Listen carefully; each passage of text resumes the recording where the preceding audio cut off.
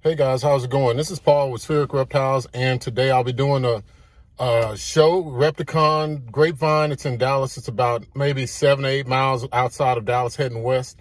It's a very nice show. It's filled with local vendors, but you know, Repticon is a national show, so it's good that we have shows like this in the reptile community. We got to thank U.S. ARC for definitely making it to where we can still keep these animals. But in Texas, you know, it's a big state.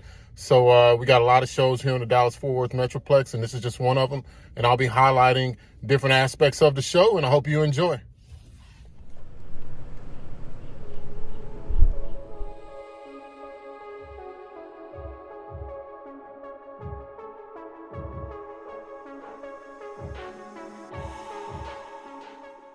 Hey guys, I'm at Roche Reptiles, and we're going to look at some turtles and see what if he can explain, you know, some of the unique qualities of breeding them and things like that. So let's take a look.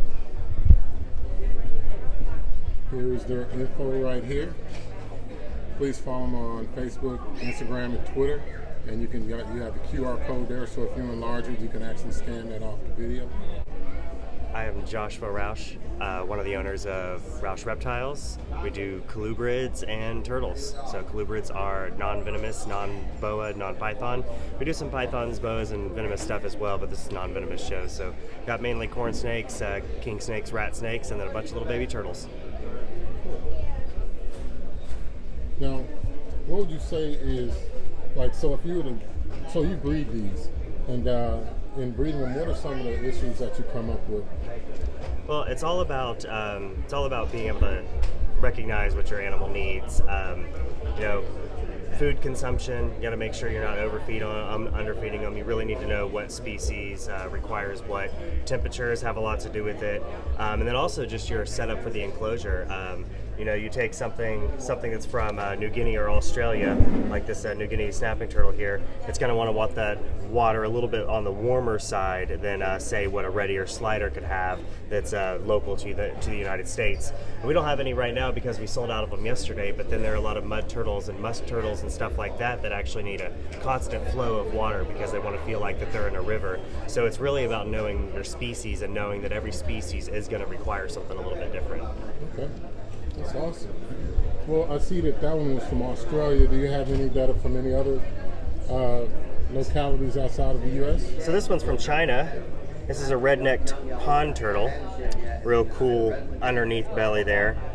They actually have quite a few different names, some of which I can't even pronounce. So, but this is a Chinese species, super cool.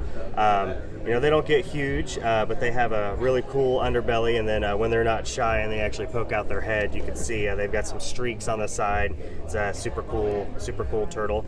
This one's also from New Guinea, Australia area. This is a pink belly side neck. When they're babies, they'll have a lot more of an orange color, but as they mature, that'll all turn pink, and then a lot of that white will turn to pink as well. Close relative of the pink belly side necks, we have these creft side necks, which is very similar in that body structure. Head's a lot similar, but underneath will turn more of a teal color instead of a pink color. Okay. That's really cool. I see that this one's out. I'll try to get a close-up of it.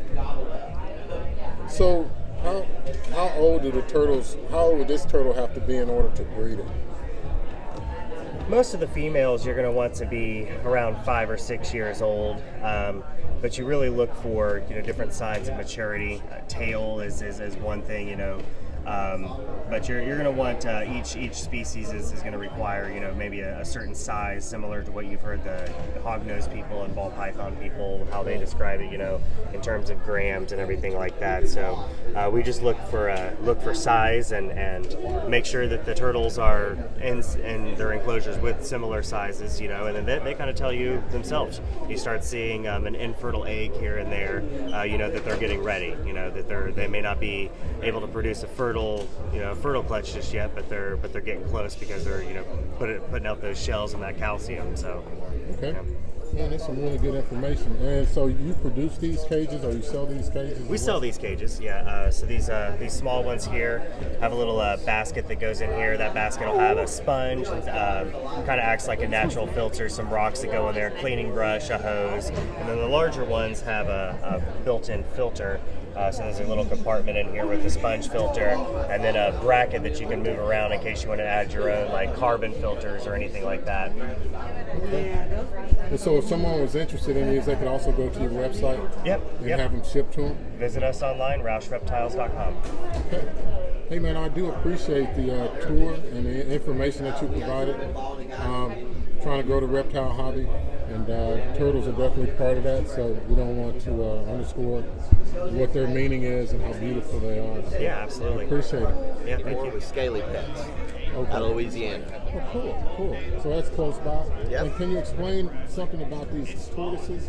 Tortoises are great for people because a lot of them can be kept outside during all the summer months, and like these guys right here are a low humidity animal, so they're great for this part of Texas. And then where we live out in Louisiana, we do these higher humidity tortoises because it's more like the jungle that they live in. Right. People love them because they're vegetarians, and so they're easier to feed than water turtles. They don't require all the expensive filtration and water care equipment, and they'll be with you till your kids die of old age. Some of them they routinely exceed 70 and 80 years. So which one of the species lives the longest? The longest lived one that we have here is probably a toss-up. It's probably between the Greeks or the Yellowfoots. Either one can go 70 plus years. Wow. Even the Russian tortoise, which is probably one of the shortest ones, is about 40 to 45 years. That's the little round guy right here. Okay. Greeks are all in the 50 to 60 year range. Okay. We have a male at home of these that's 35 years old and he's going strong. He's an adult when we got him. It's really pretty color on that, the red. And everybody loves them because they're very personable. All of our adults at home follow my wife through the yard trying to eat her toenails because they're painted red. Oh yeah. And they think it's something to eat, but that's what she loves about them is by the time she gets out there, they've all come out of their house and they all follow her everywhere she goes in the pen, just seeing what she's doing. Well, what does she feed them? Because I've seen of course tortoises before, but Yeah. what's a tortoise? They do diet make like? some prepared diets, but you kind of have to find out where your tortoise is from. If your tortoise is a desert species or a dry, arid species, it's going to eat a lot of grasses and stuff like Timothy hay and dandelions and things like that. And in captivity, they do real well on the dark greens like mustard, collard, turnips. Now with your tropical species like your redfoots and yellowfoots and cherry heads, they'll eat a little more fruit in their diet, not much, but they find bananas and stuff like that where they live at. But all of them on the dark greens is a good staple diet for it. And there's also some tortoise chows that are really good for them too. So people give them that to give them their vitamins and stuff that they need. Oh, that's really interesting. And so where can we find you at? Are you on any social media? We are on Facebook, and we get on Morph Market every once in a while when we have something to post on there, but mainly on Facebook. People find us on there. Okay. And Scaly Pets and Friends. And like I said, we're located a little south of Shreveport, Louisiana. Oh, that's close. Yeah.